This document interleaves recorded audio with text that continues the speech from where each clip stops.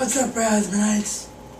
Alrighty, today's episode is going to be a contest entry. That's right, the first ever contest entry that I've done, in addition to making it a full episode of the Razzman's Reality. You see, I didn't talk about it because I wasn't planning on starting it until after I got done catching up on all the reviews that I need to do for all of you.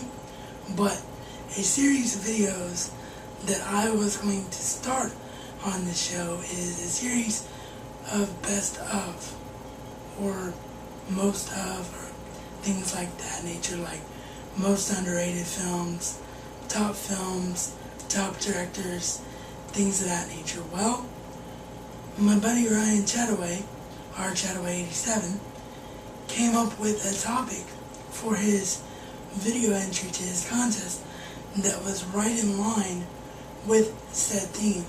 So we're just going to combine the two, as today we do the first episode in the best directed films of all time, according to the Razzman. Today, on the Razzman's Reality.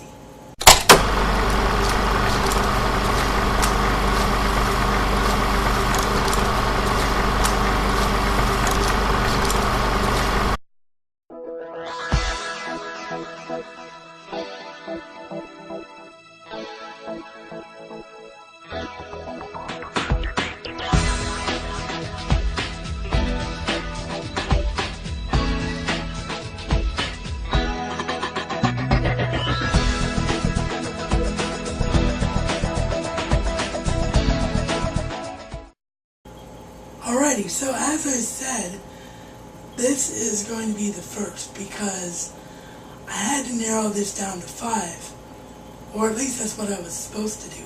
For 15 entries into Ryan's contest, you're supposed to narrow it down to the top 5 directed films of all time. But even just for one video, this series will continue in the future for me. But even just for one episode, I couldn't narrow it down to just 5. So I'm not asking for 16 entries. I'm not trying to cheat, but I'm going to give you my top 6 directed films of all time.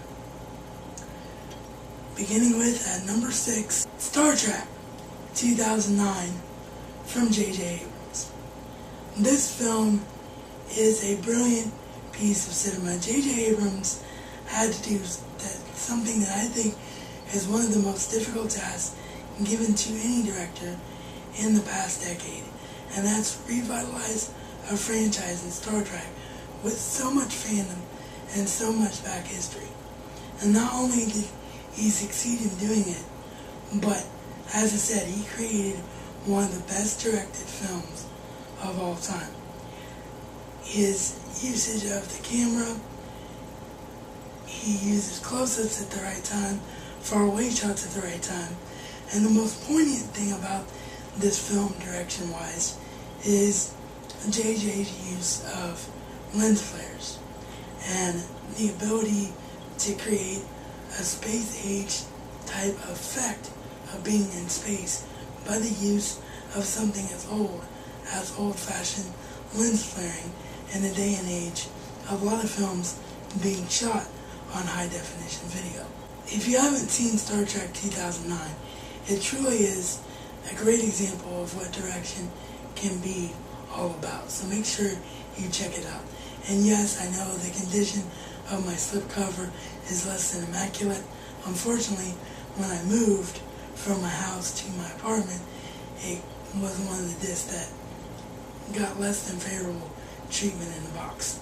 Hopefully one day, when I have money to blow, I can replace this slipcover.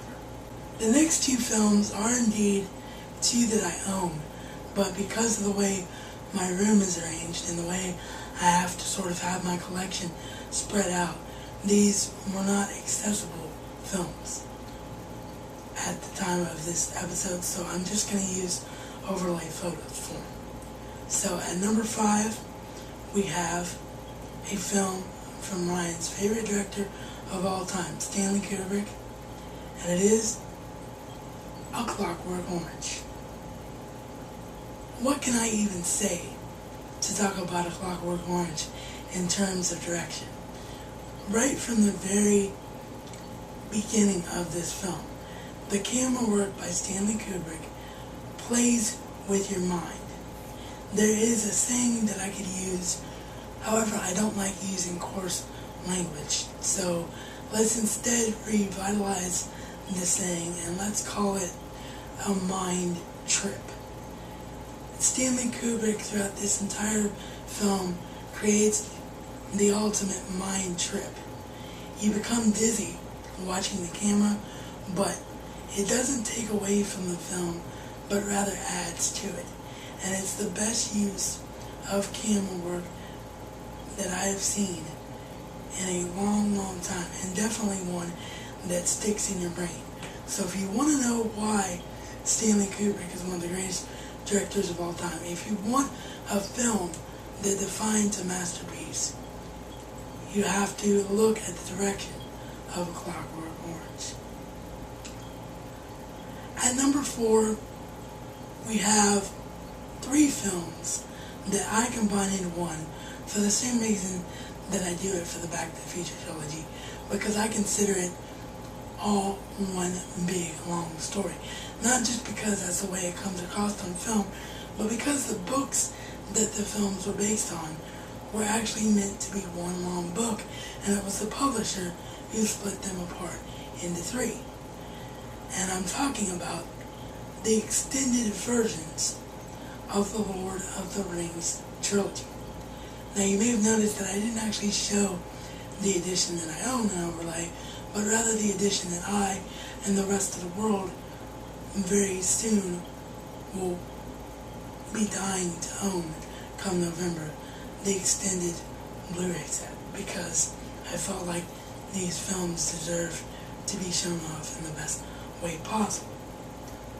The reason that the Lord of the Rings trilogy makes this list is because fantasy is my favorite genre of all time. And that's no mystery to any of you who are longtime subscribers to me and know that Harry Potter is my favorite film franchise of all time. But what Peter Jackson did was take a story, the scope of Lord of the Rings, and make it real. He took a character in Gollum / Smeagol who had to be created by CGI and make you completely forget that he was artificially created, and just completely immersed you in not only a fantasy world, but a fantasy world somewhat based on medieval reality for our time here on planet Earth. And the way that Peter Jackson uses the camera, he uses close-up shots a lot. You see close-up shots probably more in the Lord of the Rings trilogy than any other fantasy that I know of. But it really works because the Lord of the Rings trilogy is a character-driven film, and that is the way it needed to be told. And then you see instances like characters talking to themselves, like Gollum and Smeagol, due to their split personality in the Two Towers. That is just the best example of what camera work can do, what direction can do to get performance out of an actor, because you gotta remember that Andy Serkis was wearing a motion capture suit pretty much for the entire final 2 films.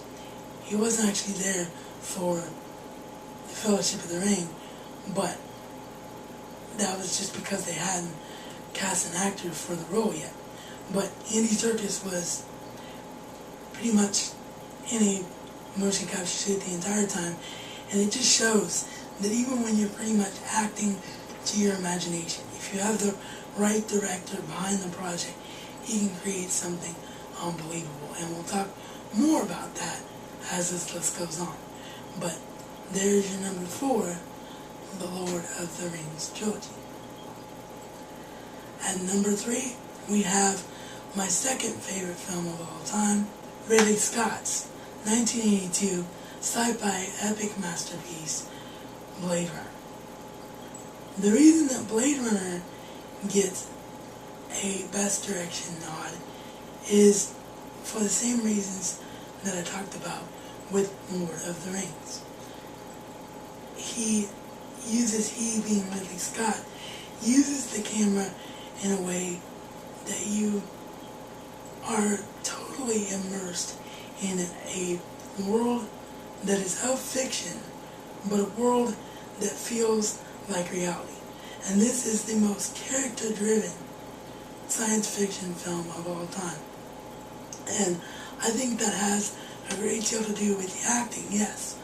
But again, like I said in regards to the Lord of the Rings trilogy, acting can only come so much from actors and actresses, but if you don't have a director that can bring it out of you, you're not going to get the performances you desire. So Blade Runner, one of the best of all time in that regard.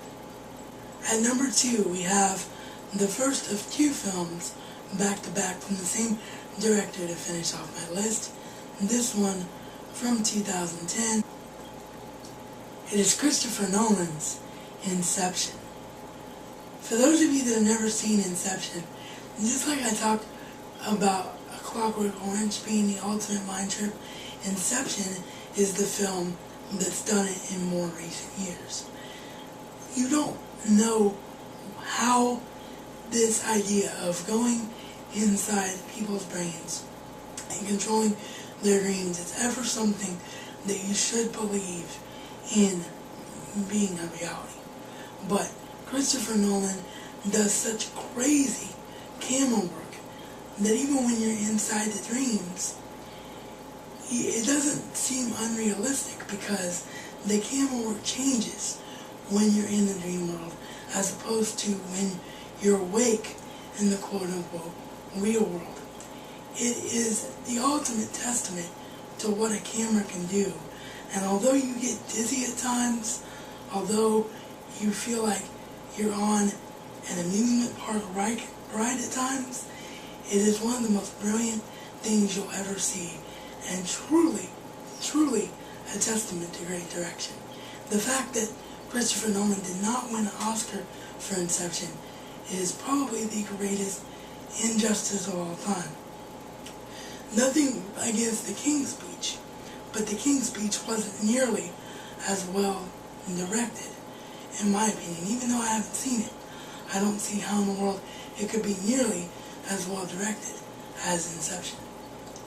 So, Inception, as I said, is your number 2. Sorry for any angle change there. The camera died once again before I could finish filming. At number 1, what other film could I possibly talk about other than Christopher Nolan's epic masterpiece that set the standard for cinema that I don't think anyone will ever equal again? The Dark Knight. I was speaking with my good friend Civilian Snowman once about this film, and Jack and I agree that the biggest compliment that one can ever give to any film is when you forget that you're watching a film. You want to go to the cinema or pop a Blu-ray into your player, and for the 2.5, 3 hours, whatever the amount of time is that you spend watching said film, you want to be completely immersed and engrossed in everything about it, and you want to forget that you're watching a film. You want to instead escape into the world. And there's no better film at doing this, thanks to the direction of Christopher Nolan, than The Dark Knight. This is for 2 reasons. One, he knew how to use the camera in a way that immerses you so much in what you're watching that it feels so real. when you're witness to close-up shots in this film of characters' faces, when you get to see the emotion that the actors and actresses are bringing to the roles, you forget all about the insane concept of a comic book film and how unrealistic the world of Batman could have come across. Even though Batman is the most realistic superhero of all time, and I doubt there are many who would dispute that because of his origins, the things that happen in this film at times are over the top and crazy. The idea that a man who runs around in a purple suit and makeup could control the entire crime syndicate, and that same man could have no past whatsoever, no forms of identification anywhere on his body. The idea that the district attorney could be so psychologically scarred from being physically scarred that his darker personality would literally cause him to gain and succumb to one of the most severe cases of schizophrenia ever. Actually, the most severe case of schizophrenia ever. And of course, the idea in general of a man who decided that the death of his parents needed to be avenged by him striking fear into the hearts of criminals by turning his greatest fear inward upon himself. That was created in Batman Begins, aka in the graphic novel world Batman Year One, and continued in the film telling of The Dark Knight. All of this is completely ludicrous and unheard of. But instead of feeling like you're watching something asinine that could never happen, Christopher Nolan just uses the camera as a tool for the great acting that he received in this film. There is so much reality in the performances of Christian Bale, Aaron Eckhart, and especially in the greatest performance in the history of cinema, Heath Ledger, that you completely forget about the world in which this film is based upon. And the second reason that the direction in this film is so fantastic is that this was the first film to ever use the IMAX camera for a major motion picture. Up to this point, the IMAX camera had only been used for documentaries, or I should say the IMAX technology, because in actuality, Christopher Nolan, in order to execute his vision for this film, created a whole new IMAX camera that could be used the same way that you would use any camera on any film to get any type of shot that you would want. And every place that the IMAX technology is used in this film does nothing but add to the film, and the use of mixed aspect ratio, is one of the best things about this film. So, in my opinion, all those reasons dictate that this is the best directed film ever. I hope you all enjoyed this episode. Ryan, I hope I answered your question about the best directed films of all time properly. And thank you so much for doing such a great contest. Congratulations on the 100 subs. Very well deserved. And here's to many, many more. This is reality according to the Razman. And Razman style, it's not just a catchphrase, but a way of life.